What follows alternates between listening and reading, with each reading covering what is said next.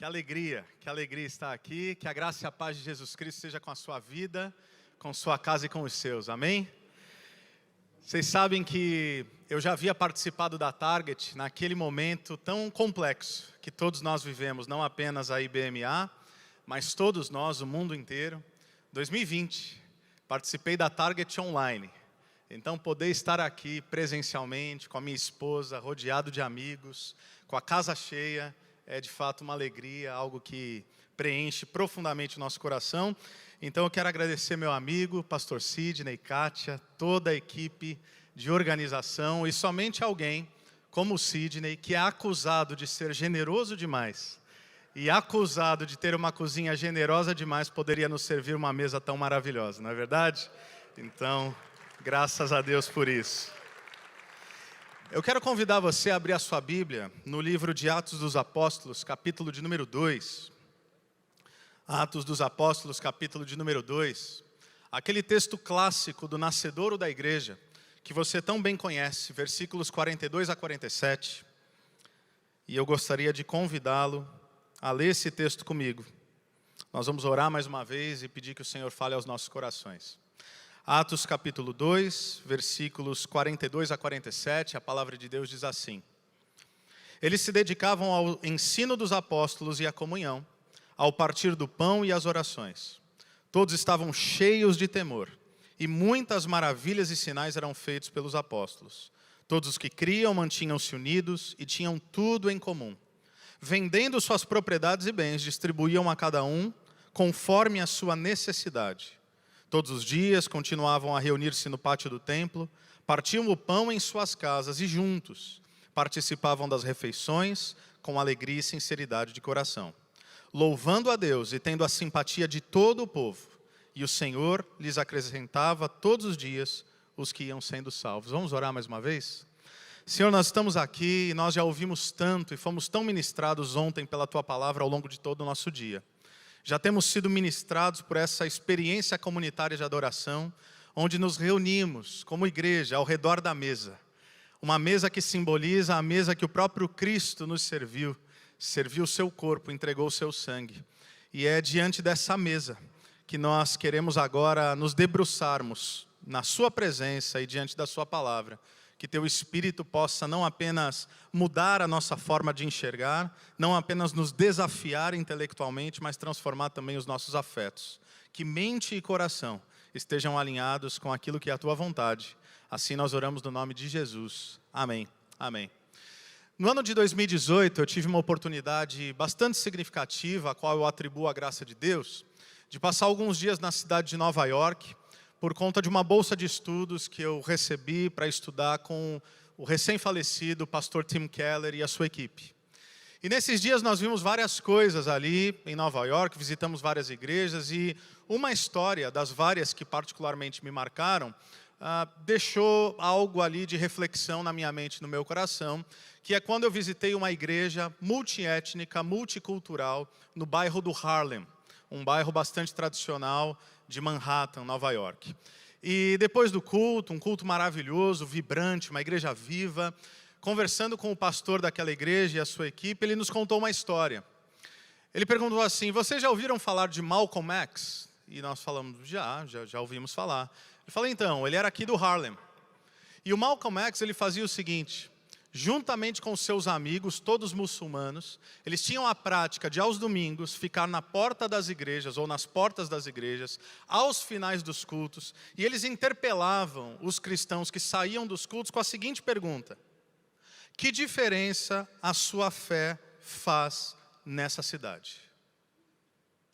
Imagine você sair de um culto, imagina você sair da Target, e tem uma turma lá completamente antagônica à fé cristã. E quando você sai, cheio do Espírito, cheio de ânimo, cheio de encorajamento, chega um camarada e fala: vem cá, essas músicas que vocês cantam e essa palavra que vocês pregam, muda o que afinal? Como é que você responderia a esse tipo de pergunta?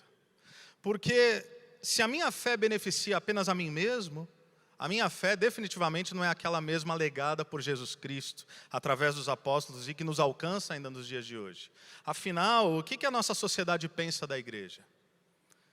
De quanto prestígio, de fato, nós gozamos ao afirmarmos que somos cristãos evangélicos nos dias de hoje?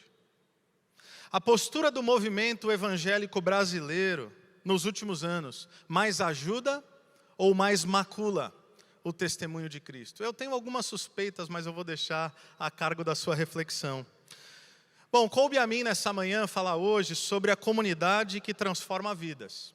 E você conhece esse texto, à luz de Atos 2, 42 e 47, eu poderia fazer algumas afirmações, por exemplo, eu poderia dizer que a comunidade que transforma vidas é uma comunidade bíblica.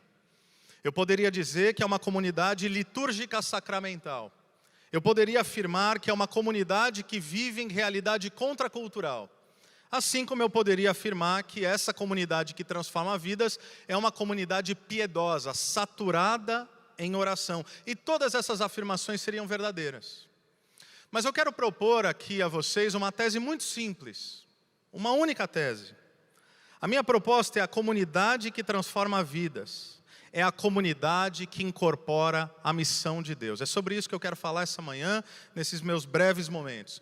O Chris Wright disse que a missão de Deus envolve o povo de Deus vivendo da maneira de Deus perante os olhos das nações. Portanto, meus irmãos, se a missão ela é biblicamente compreendida, ela não diz respeito àquilo que nós fazemos em nome de Deus, ela diz respeito àquilo que nós somos em Deus. Alguém já disse que a igreja não precisa procurar por sua missão. Às vezes nós gastamos tanto tempo, e nós temos lá a declaração de missão da igreja, na Calvary Campo, a comunidade local em que eu pastoreio, nós temos declaração de visão, nós temos estratégia, nós temos esse negócio todo. Mas, em síntese e essencialmente, a igreja de Cristo não precisa se preocupar em perguntar a si mesma qual é a sua missão, porque não é a igreja que tem uma missão, é Deus que tem uma missão, e para o cumprimento dessa missão, Deus envia a igreja. É isso que nós vemos na grande comissão, quando Jesus Cristo diz que toda autoridade me foi dada nos céus e na terra, por isso vão. Ou, uma melhor tradução, por isso indo. Façam discípulos de todas as nações, preguem o evangelho por onde passarem. Então, a missão ela é constitutiva. A natureza, a identidade e a essência da igreja. Esse texto, por exemplo, ele vai nos dizer que essa igreja que transformava vidas, ela crescia exponencialmente, cotidianamente. Você percebe que aqui são 3.000, dali a pouco são 5.000 e depois Lucas para de contar. Porque são muitos, são milhares, é a cidade, até o cumprimento de Atos 1:8, onde o evangelho de fato alcança os confins da terra. Um pensador, o Roland Allen, ele afirmou que o fundamento da expansão da igreja se dá em pelo menos 3 aspectos em Atos dos Apóstolos. O primeiro deles é que ela é uma comunidade irresistível. Em segundo lugar, através da atividade evangelística espontânea. Em terceiro lugar, a partir da plantação de novas igrejas. Pelo menos 2 dessas realidades nós conseguimos ver aqui. Porque quando a gente vê os versículos 44 e 45, é dito que todos os que criam, mantinham-se unidos e tinham tudo em comum. Vivendo ou vendendo suas propriedades e bens, distribuíam a cada um conforme a sua necessidade. Percebe como a missão da igreja acontece de modo orgânico? De modo espontâneo, não é de modo impositivo. Portanto, conceituando essa igreja que transforma vidas, que parte a partir da missão, eu quero propor 4 verdades aqui para nós. Essa missão ela é materializada através de palavras, é isso que nós vamos ver, através de obras, através da experiência comunitária e através da geração de vida. 4 pontos só para ser afrontosos, respeitosamente afrontosos aos meus amigos batistas, tá, Sidney? Porque vocês estão, é muito 3 pontos, 4, eu quis transgredir. Tá? 4 pontos. Então, essa missão, essa igreja transformadora que se move em missão, ela materializa a missão através de palavras, através da proclamação da verdade. Se eu for colocar em outros termos, uma igreja que transforma vidas, por mais simples que seja essa afirmação, é uma igreja que prega fielmente o evangelho. E é importante no tempo em que nós vivemos, em uma sociedade pós-moderna, hipermoderna, de modernidade tardia, o pessoal ainda está se perguntando, os sociólogos, como é que a gente define esse tempo de pós-verdade, de subjetivismos. É importante definir termos. inclusive dentro da igreja. Porque tem muita gente dizendo, o evangelho é fazer tal coisa, o evangelho é ter paz com todos, o evangelho é gerar justiça, o evangelho é ser generoso. Não, nada disso é o evangelho. Esses são os efeitos do evangelho. O evangelho não diz respeito ao que eu e você podemos fazer em nome de Deus. O evangelho diz respeito ao que Deus fez em nosso favor e somente Ele poderia fazer. Então o evangelho não é o que você faz. O evangelho não é o que nossas igrejas fazem. O evangelho é o que Deus fez. Portanto, o que é o evangelho? É a boa notícia de um Deus que interfere de modo vívido e definitivo para a redenção cósmica da natureza criada, da natureza humana e da natureza não humana, para que o pecado não tivesse palavra final sobre a existência dos seus filhos e suas filhas. E por isso Ele envia Jesus, para perdoar nossos pecados e para nos levar a um relacionamento verdadeiro com Deus. Isso é o evangelho, essa é a mensagem da igreja. A igreja não precisa fazer apontamentos de si mesmo, a igreja precisa apontar para Cristo. A igreja precisa apontar para aquilo que Deus fez. Então, qual é essa igreja transformadora de vidas? É uma igreja que materializa a missão através de palavras. Se nós avançamos um pouco no livro de Atos, quando você chega lá no capítulo 8, versículo 1, é dito que naquela ocasião desencadeou-se grande perseguição contra a igreja em Jerusalém. E olha que interessante, é dito que todos, exceto os apóstolos, foram dispersos. Temendo pelas suas vidas, os cristãos fogem de Jerusalém. Eles estão sendo presos, eles estão lidando com uma realidade martírica. Então eles vão embora, ficam apenas os apóstolos. O versículo 3 do capítulo 8 vai dizer que Saulo, e a linguagem aqui usada é devastava. Saulo, como uma fera selvagem, como uma besta selvagem, devastava a igreja. E aí você pensa, num primeiro olhar, bom, agora deu ruim. Agora a igreja complicou. Agora só ficaram os apóstolos. Agora todos foram embora. Agora tem um tal de Saulo de Tarso que está acabando com todo mundo. E não apenas estando satisfeito em devastar a igreja em Jerusalém, ele pede cartas para que ele possa ir além na sua perseguição. Atos 8, versículo 3, mas Atos 8, versículo 4, olha que interessante.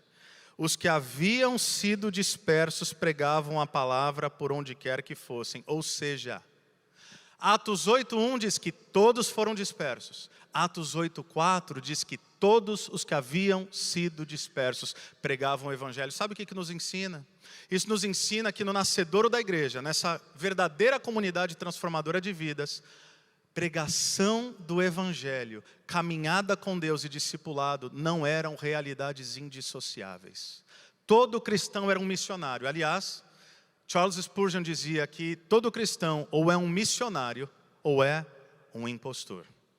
Palavras. O Leslie Newbigin, missiólogo já falecido, ele dizia o seguinte, que os grandes sermões missionários em Atos não são pregados como iniciativa unilateral por parte dos apóstolos, mas em resposta a perguntas feitas por outros, perguntas motivadas pela presença de algo que exige uma explicação. Próprio Atos 2, você se lembra como é que começa a pregação de Pedro?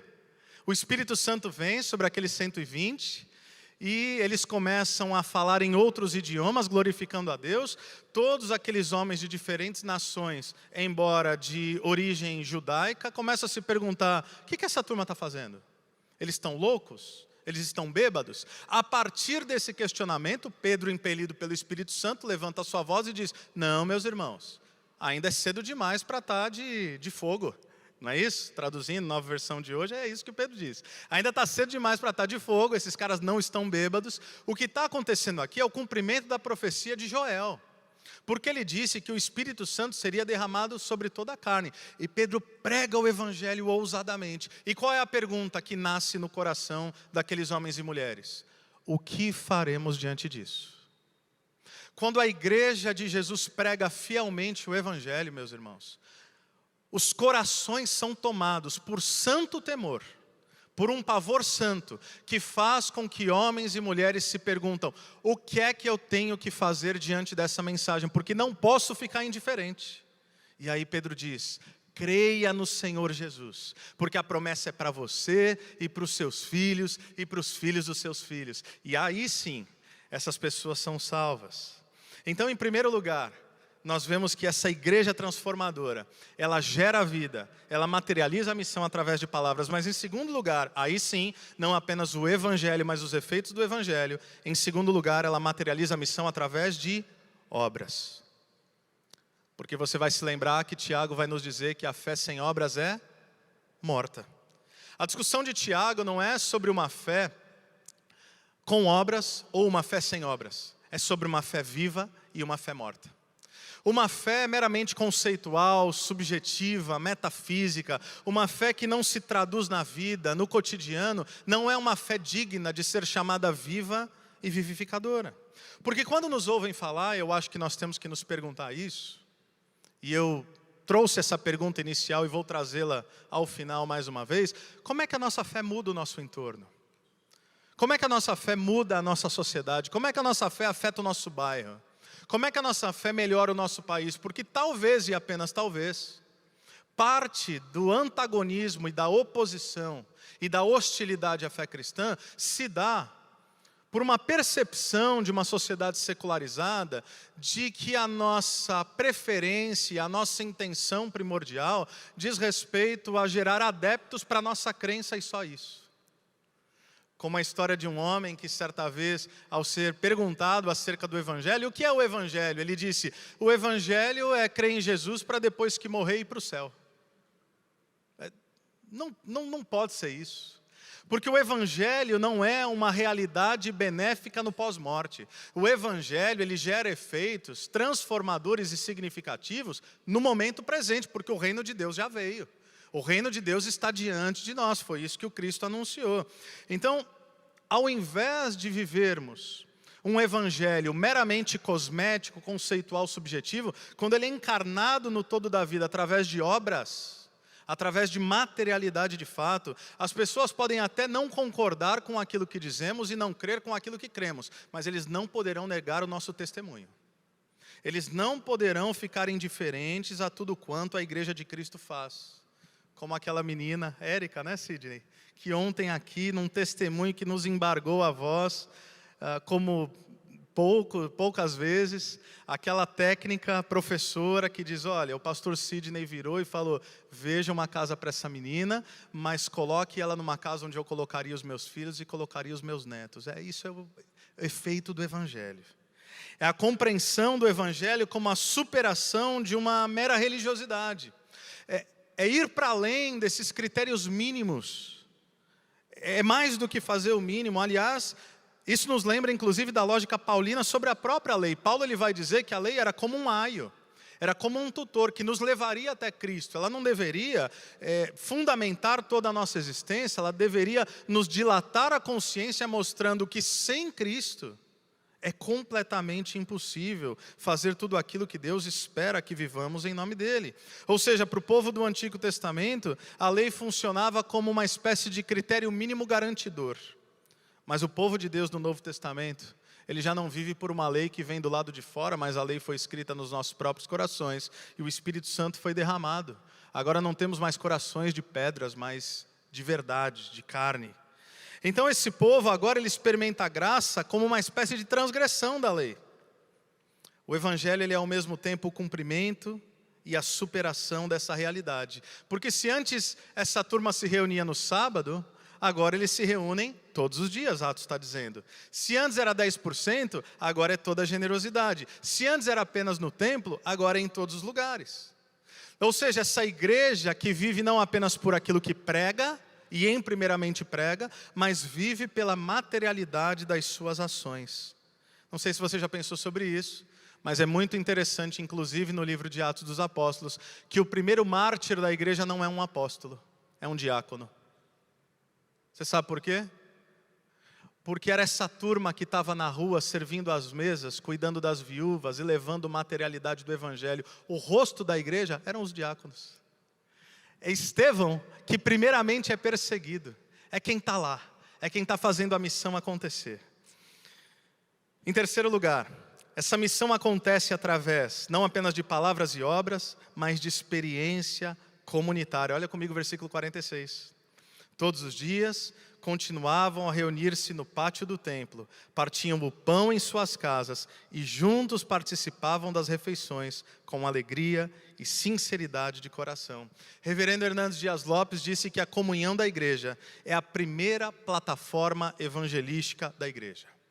Missiólogo Michael Gorin costuma dizer que, para além da pregação fiel do Evangelho, aquilo que foi mais impactante na expansão da igreja nos primeiros séculos foi algo simples, chamado hospitalidade. Afinal, que povo é esse que acolhe estrangeiros, que recebe em suas casas pessoas de terras distantes, que lida com desconhecidos e que serve a mesa e que serve o pão e que se materializa em profunda generosidade numa experiência relacional de família e comunitária com pessoas que antes eram estranhos. Que povo é esse que não apenas ajuda os seus, um relato de Roma contava, mas ajudam também os nossos? Que povo é esse que não apenas auxilia os seus próprios necessitados, mas tendo suprido suas necessidades, auxilia também aqueles que divergem da sua própria fé? Que povo é esse? É o povo de Deus. É um povo que tem alegria em estar juntos. É um povo que, e nós experimentamos isso na pandemia, isso talvez nunca fez tanto sentido para nós, é um povo que ama se reunir. Interessante como coisas que nos são tão habituais, quando nos são tiradas, a gente fala, puxa vida, talvez nós não demos valor a essas realidades tão cotidianas, seja no templo, seja nas casas, seja ao redor da mesa, seja partilhando refeições, seja partilhando abraços, seja partilhando vida. Mas em quarto lugar, essa comunidade que transforma vidas, essa comunidade que vive em missão, essa comunidade que materializa a missão em palavras, ações, experiência comunitária, ela também é geradora de vida. Olha o versículo 47, o resultado disso tudo. Louvando a Deus e tendo a simpatia de todo o povo. E o Senhor lhes acrescentava diariamente, todos os dias, os que iam sendo salvos. Essa expressão me pegou. Expressão que eu já li tantas vezes. Tendo a simpatia de todos. Será que seria utopia, Armando, a gente pensar nesse tipo de coisa? Ter a simpatia de todos. É claro, eu sei, alguém vai dizer, algum teólogo, eu também sou teólogo, não, mas veja bem, porque Jesus Cristo disse que seríamos odiados. É claro que teremos hostilidade, é claro que teremos perseguição, é claro que porque Cristo foi perseguido, nós também seremos perseguidos, é claro que bem-aventurados aqueles que são perseguidos pela causa da justiça do Evangelho de nome de Cristo. Eu sei, assim foi com os santos mártires, assim foi com os profetas, assim foi com os apóstolos, assim foi com Cristo e assim em certa medida será também conosco. Mas e se vivêssemos de modo tão cativante, que as pessoas ao olharem ao nosso redor se perguntassem, que povo é esse? Por que eles vivem da maneira que vivem? Por que eles se amam da maneira que amam? Por que eles perdoam da maneira como perdoam? O Tim Keller, ele disse o seguinte: Jesus tomou o nosso lugar na cruz e conquistou-nos a salvação, a qual recebemos de graça como um presente. A religião tradicional ensina que se realizarmos boas obras e seguirmos os padrões morais em nosso comportamento exterior, Deus entrará em nosso coração, nos abençoará e salvará. Ou seja, se eu for obediente, Deus me entrará e me salvará. Mas o Evangelho, meus irmãos, prestem atenção, é o oposto disso. Se eu creio de coração que Deus me aceitou e me ama livremente pela graça, então posso começar a obedecer em decorrência da alegria e da gratidão interior. Quando entendemos isso no nosso interior, ele termina dizendo, nosso relacionamento com Deus e com nossos semelhantes é totalmente revolucionado em nosso ser exterior. Isso não era uma prática pontual da igreja apostólica, esse era o seu estilo de vida. Era um povo que quando, na pessoa dos apóstolos, quando açoitado, quando questionado, quando proibido de falar de Jesus, e se rebelando a essa proibição, porque cabe e interessa obedecer a Deus e não aos homens, após o açoite, o que o Atos capítulo 5 vai dizer? Que eles saem alegres, regozijando pelo privilégio de terem sofrido por conta do nome, com N maiúsculo. Quando pessoas olham um povo assim, eu creio que eles podem ter suas reservas, eles podem ter seus preconceitos, mas eles vão olhar e eles vão notar algo diferente. Repito, aqui não é uma atitude momentânea, é um comprometimento com a verdade. É um estilo de vida, uma igreja comprometida com a verdade sem ser legalista. Uma igreja piedosa sem ser farisaica.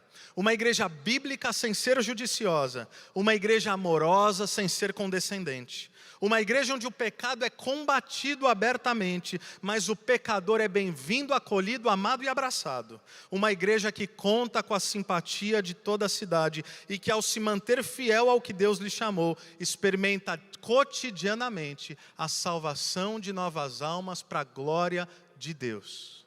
Essa igreja que eu oro para que sejamos, essa igreja que eu quero pastorear, essa igreja que eu quero fazer parte, essa igreja que tem cativado o mundo por séculos, é essa fé que nos foi legada.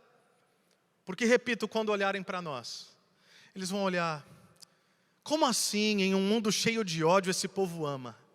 Que povo é esse que em um mundo cheio de cobiça eles são generosos? Que povo é esse que quando ferido não retalha? Que povo é esse que quando é estapeado dá outra face? Que povo é esse que diante dos marginalizados e daqueles que não fazem parte do prestígio e das altas realidades da sociedade, acolhe esse tipo de pessoa? E sabe o que nós diremos? Nós não falaremos da nossa marca, nós não falaremos da nossa grife, nós diremos, nós somos o povo de Jesus. Nós somos o povo do Cordeiro. Sabe por quê? Que a comunidade que transforma vidas, ela de fato transforma vidas, porque primeiramente ela teve sua vida transformada por Jesus. E eu encerro com duas breves histórias que se interpelam, se intercalam. A primeira é de um pregador do século passado, Donald Grey Barnhouse. Talvez você já tenha ouvido falar dele, grande pregador do século passado. E uma das grandes tragédias da sua vida é quando sua esposa Ruth morre de câncer, deixando 4 filhos e filhas. E passado-se algum tempo da morte da sua esposa, ele está caminhando com sua filhinha Dorothy, e eles estão prestes a atravessar a rua, e a Dorothy livra das mãos do seu pai, e ela se prepara para atravessar, e um caminhão vem na sua direção. E numa fração de segundos, aquele pregador, aquele pai, aquele homem que já está enlutado pela sua esposa, agarra sua filha e consegue tirá-la da rota do caminhão. E abraça fortemente. Imagine a tensão e a adrenalina daquele momento. E ele começa a olhar para a filha e fala, filha, você está bem? Eu estou bem, pai. O caminhão te pegou? Não, o caminhão não pegou. Você está machucada? Não, pai, não encostou em mim. E ali, visitado pelo Espírito, ele entende que há um momento pedagógico e singular de ministração ao coração da sua filha. Ele diz o seguinte, filha, nós estamos tristes por causa da mamãe, não estamos? E ela diz, muito, pai. Então deixa eu te ensinar uma coisa, filha. Esse caminhão te pegou? Ela diz, não, papai. Exato, ele não te pegou, foi só a sombra. Deixa eu te falar uma verdade sobre a mamãe. A morte não pegou ela. Foi só a sombra da morte, porque ela está mais viva do que ela jamais poderia estar, e um dia nós estaremos com ela de novo. A comunidade que transforma vidas, é a comunidade que recebeu vida do próprio Cristo, e isso me lembra um momento que para mim é bastante singular. Há alguns anos atrás, eu recebi uma ligação, após o último culto de domingo, culto noturno, ligação da minha avó, por volta de 10 horas da noite. Minha avó dificilmente liga, raramente às 10 da noite.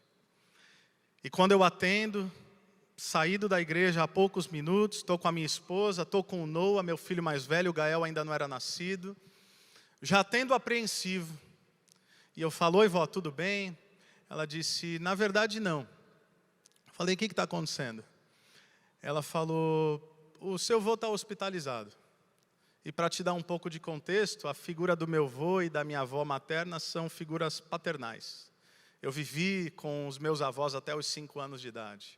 O meu avô é minha referência de homem, é meu herói, é quem eu um dia, se Deus me permitir, eu quero ser alguém mais parecido com ele. E ela falou, seu avô foi hospitalizado. Eu falei, mas ele estava doente? Ela disse, ele passou mal. Já tendo certeza, eu fiz mais uma pergunta, eu falei, a senhora acha que é interessante eu ir até aí? Ela disse, eu acho que seria bom. Eu moro em Campo Mourão, no Paraná. Minha avó mora em Santos, eu sou de Santos, nascido e criado. Eu olhei para a Aline e falei, amor, a gente tem que ir para Santos e tem que ser agora. Coloquei minha esposa no carro, meu filho pequeno no carro, dirigimos 12 horas seguidas, varando a madrugada, até que chegamos em tempo, no Guarujá, hospital onde meu avô estava internado. Chegamos a tempo da visita, eram 2 por dia. E eu cheguei lá, meu avô estava em coma. E voltei no dia seguinte, ele estava em coma. E voltei no dia seguinte, ele estava em coma. E o que a gente faz quando alguém que amamos muito está mal? A gente ora. E a gente ora pelo quê? A gente ora pela cura. Às vezes a gente fala, a vontade de Deus seja feita, mas o que a gente quer orar mesmo é pela cura física.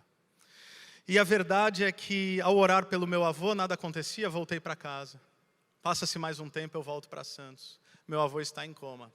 E ali, depois de alguns dias, eu entendi que meu avô talvez continuaria em coma. Então eu fiz uma oração um pouco diferente. Eu falei, Deus, eu tenho orado por um tipo de cura, mas talvez o Senhor quer gerar outra. Eu tenho orado pela cura física para que ele fique mais tempo conosco, mas quem sabe a verdadeira cura que o Senhor quer gerar é espiritual. Eu não tenho certeza da salvação do meu avô. Seria maravilhoso se o Senhor me permitisse um último momento com ele. No dia seguinte eu vou visitar o meu avô, pergunto para os médicos na entrada como é que ele está em coma. E eu entro, e eu olho para o meu avô todo entubado, adormecido, e eu estou falando com Deus. E enquanto eu estou falando com Deus, e eu não sou um sujeito místico, então essa foi uma experiência bastante significativa. Quando eu estou falando com Deus, meu avô abre o olho. E quando ele abre o olho, assustado, ele me vê, eu falei, vô, você sabe quem está aqui? Ele balança a cabeça. Falei, você sabe quem eu sou? Ele balança a cabeça. Eu sou o Diego, seu neto, ele balança a cabeça. A gente começa a chorar juntos. E nós começamos a rir juntos. Eu aproveitei, eu contei piada para o meu avô. Eu brinquei com o meu avô. E eu falei, vô, eu não sei quanto tempo a gente ainda vai ter juntos. Vô, o senhor tem a consciência de fé em Jesus? O senhor tem a consciência de que Jesus veio para nos dar vida? Ele disse sim. O senhor já entregou efetivamente sua vida a Jesus? Ele diz não. O senhor gostaria de fazer isso nesse momento? Ele diz sim. Eu falei, eu posso orar por você, vô? Ele diz, pode. Com a cabeça. E eu oro pelo meu avô. E aquele foi o último momento que eu vi meu avô. Ele voltou ao coma. E de lá ele já não saiu. O que é essa esperança? O que é essa comunidade que transforma vidas? É aquela comunidade que reconhece que a morte pode até parecer que nos pegou, mas no máximo foi a sombra da morte. A comunidade que transforma vidas é essa que reconhece que pode transformar vidas, porque primeiramente tivemos nossa eternidade transformada por aquele que é o autor e o consumador da nossa fé. É nisso que nós cremos e é por isso que nós vivemos. Que Deus te abençoe em nome de Jesus. Amém.